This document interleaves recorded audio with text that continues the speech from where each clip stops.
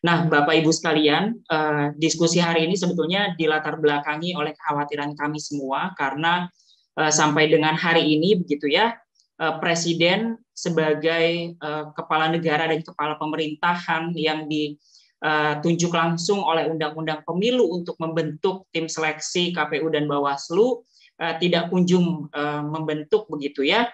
Dan saya izin membacakan terkait dengan rilis atau pernyataan sikap kami dari 13 koalisi masyarakat sipil. Ya, Bapak Ibu sekalian, rilis kami angkat begitu ya dengan tajuk segera bentuk tim seleksi KPU dan Bawaslu. Nah, mengapa demikian?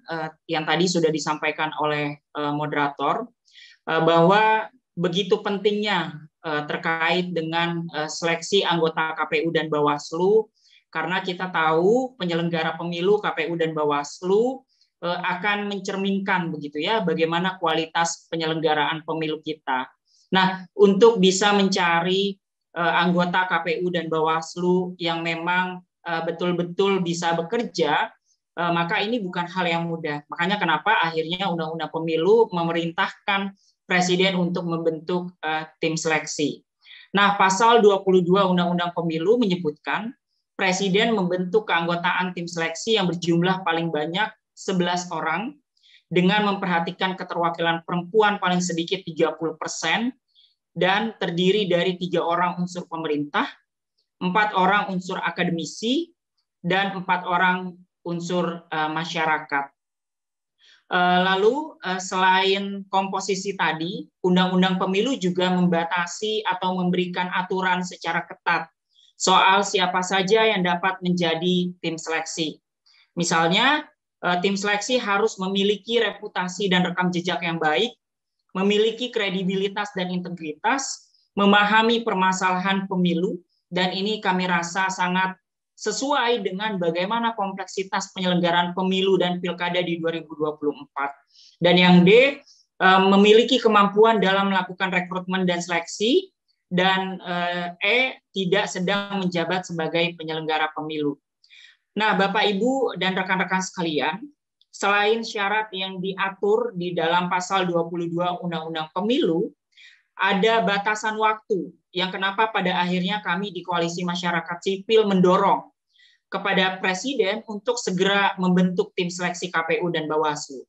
Pasal 22 Undang-Undang Pemilu menyebutkan bahwa batas waktu pembentukan tim seleksi adalah paling lama 6 bulan sebelum berakhirnya masa keanggotaan KPU dan Bawaslu. Nah, kalau kita lihat Bapak Ibu sekalian, masa jabatan anggota KPU dan Bawaslu periode 2017-2022, mereka akan berakhir pada 11 April 2022. Artinya, jika dihitung mundur 6 bulan sebagaimana ketentuan pasal 22 ayat 8 Undang-Undang Pemilu, maka selambat-lambatnya tim seleksi sudah harus terbentuk pada 11 Oktober 2021 atau 5 hari lagi pasca Koalisi Masyarakat Sipil membentuk atau mengadakan diskusi terkait dengan segera bentuk tim seleksi KPU dan Bawaslu.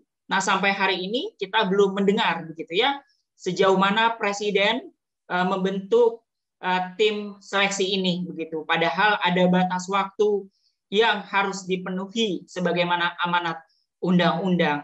Nah, berdasarkan hal tersebutlah Bapak Ibu sekalian, akhirnya kami Koalisi Masyarakat Sipil Kawal Pemilu 2024 menyampaikan pernyataan sikap. Ada 6 poin utama yang pada akhirnya menjadi titik utama begitu ya, mengapa kami mendorong segera bentuk tim seleksi KPU dan Bawaslu. Pertama, kami mendorong Presiden untuk segera menetapkan tim seleksi anggota KPU dan Bawaslu selambat-lambatnya 11 Oktober 2021 sebagaimana ketentuan pasal 22 ayat 8 dan pasal 118 Undang-Undang Pemilu. Dan yang kedua, mendorong Presiden untuk membentuk tim seleksi yang memiliki reputasi dan rekam jejak yang baik, kredibilitas dan integritas, memahami kompleksitas permasalahan pemilu, bersih, independen, dan tidak terafiliasi dengan partai politik. Yang ketiga, koalisi juga mendorong agar tim seleksi merupakan pihak yang transparan dan akuntabel, serta aktif melibatkan partisipasi masyarakat dan mempertimbangkan dengan baik saran dan masukan publik dalam seluruh rangkaian proses seleksi calon anggota KPU dan anggota Bawaslu. Poin keempat, mendorong Presiden untuk membentuk tim seleksi yang tidak memiliki konflik kepentingan dengan calon anggota KPU dan calon anggota Bawaslu yang akan maju di periode 2017-2022. Yang kelima, kami juga mendorong supaya tim seleksi harus memiliki perspektif gender dan inklusif.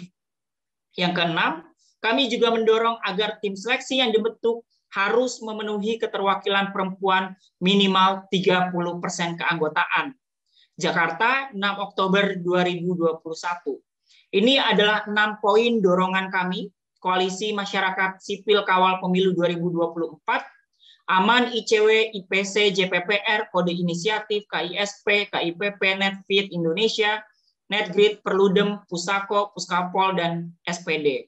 Dan juga Bapak Ibu sekalian, 6 poin rekomendasi kami harus menjadi satu tolak ukur begitu ya, dan menjadi pengingat bahwa begitu penting selain penentuan jadwal dan tahapan yang sedang dibahas oleh tim kerja bersama, tetapi juga ada perihal lain begitu ya yang mendesak terkait dengan rekrutmen anggota KPU dan anggota Bawaslu. Nah, ke-6 poin dorongan rekomendasi Koalisi Masyarakat Sipil Kawal Pemilu ini nanti akan dielaborasi dan diperdalam serta didetailkan oleh narasumber-narasumber yang dari koalisi begitu ya yang sudah bergabung di tengah-tengah kita.